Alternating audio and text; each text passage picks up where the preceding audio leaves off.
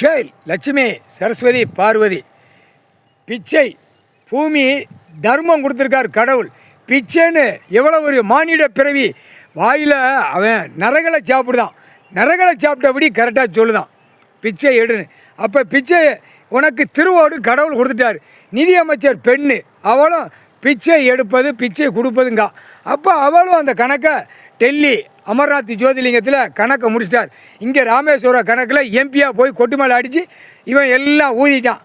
அப்போ இவனை வச்சு கணக்கு முடிக்கணும். திருவோடு கடவுள் கொடுத்துட்டார். திருவோடு எல்லாவனுக்கும் திருவோடு. அரசியல்வாதி ஒட்டு மொத்தமாக பிரதமர், குடியரசர், ஜனாதிபதி, நிதியமைச்சர், ஆளுநர் எல்லாம் நொட்டு நொடுக்க அத்தனை ஆக்கங்கட்ட கூபைகளுக்கு திருவோடு கடவுள் கொடுத்தார்.